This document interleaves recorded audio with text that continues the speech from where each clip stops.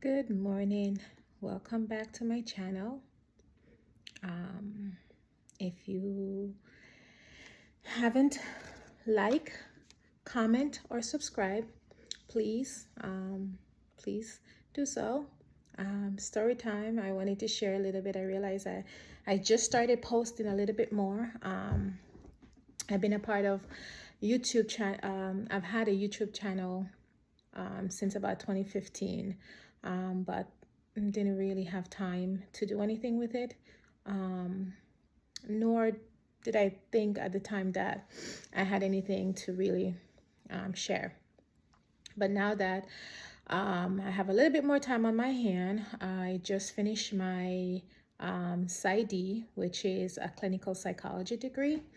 No more traveling. I kind of missed that a little bit, except the time that we spend in class and doing mock drills and writing papers and all that.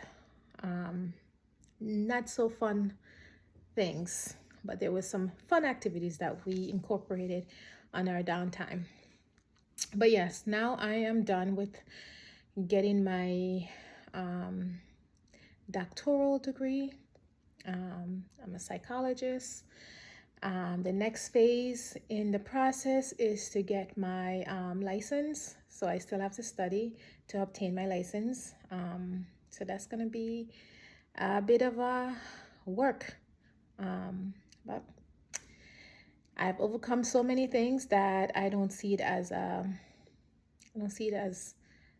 barrier of any sort. I think that's something that when the time comes, I'll be ready to do that as well.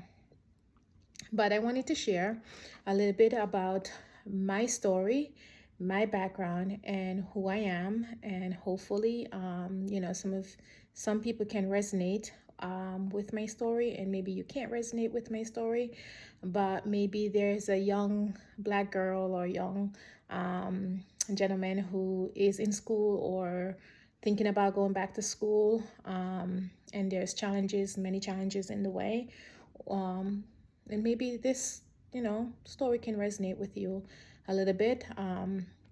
It's not easy, it's very hard, but the saying goes, anything that's worth having, it is going to be hard. I think I just made that up. But anyways, in 2019, I made my decision to continue my education and pursue a grad school. I knew it would be challenge. It was a challenge. I knew it would be a challenging journey, but I had no idea just how difficult it would be. My program was primarily online, which meant I needed to travel for residency. I told myself, taking it one step at a time, and let me not forget that I decided to go to grad school because at the time I loved to write. And I think when I started grad school, I realized that I am a terrible writer, but there are resources out there and you can get through it. I started excited and hopeful. However, during my first class, things got tough quickly.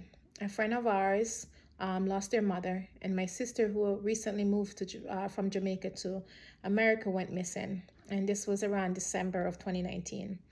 Just 2 months after starting school in October, so much for a smooth start, I earned a B in my first class, and I began to question if this was right. It was the right time for me to continue my education. But with unwavering support of my husband and my children, I pushed through. Then came March 2020.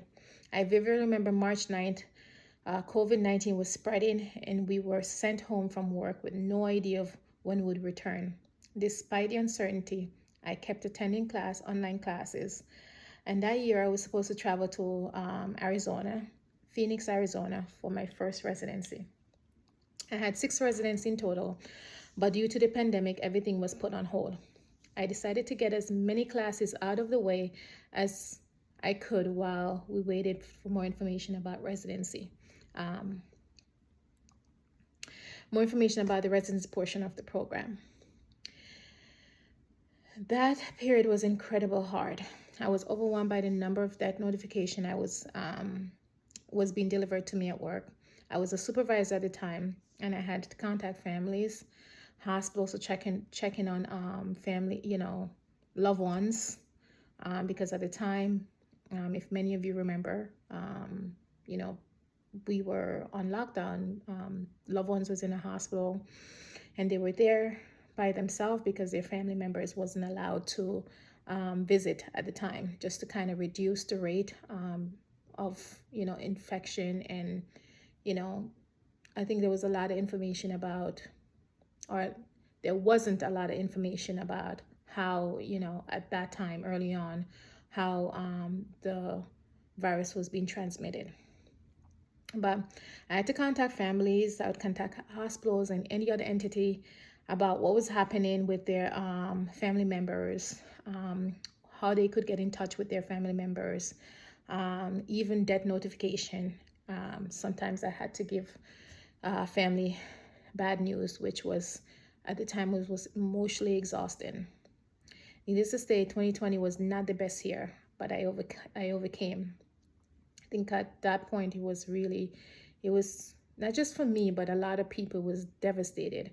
There was just so much that was happening, and so much was unknown. And being in school at the time for psychology, wanting to soothe, wanting to comfort, wanting to give good words or provide support, and it was just so hard, and it seemed so fleeing at the time. There was not much that could be said. What do you tell someone who haven't seen their loved one in a long time, and have to get a news that they're no longer here? That was all that was really devastating at that time. But in 2021, I finally received clearance to travel for residency starting in June. My nerves and my anxiety skyrocketed. I had never traveled on my own, let alone during a pandemic when COVID-19 was still a significant threat. But again, I overcame, and I attended 6 residency while balancing a full-time job, a part-time job, and my role as a wife and mother to my 2 young boys. It was extremely difficult, but I couldn't have done it without my incredible husband.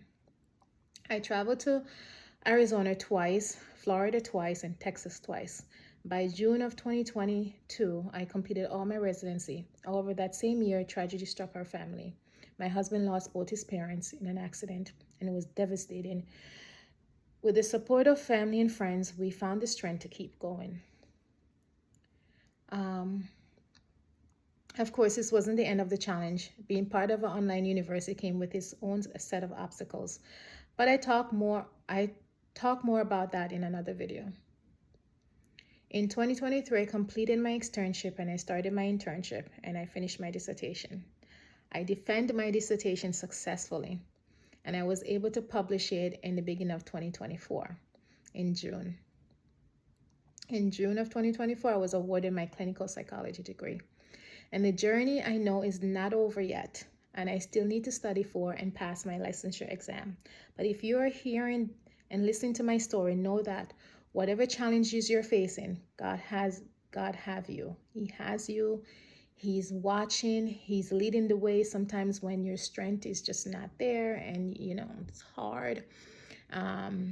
Roadblocks, but know that He has you. Biggest support in my life. Make sure that I'm always thankful for everything, because alone I could not do all of this that I've been through, and still, and I don't want to say through as in a bad thing, because it's not. I mean, to get my doctoral degree, that's such accomplishment. There's like few to none. I shouldn't say few to none, but a lot of people don't have the same opportunity that I do have, and I want to be appreciative of that and be thankful of that. And when you say, with anything in life, it's not easy, but it's worth it. It really is. It's worth it. Something my husband said to me is like, it's not about the grades or the papers or anything like that.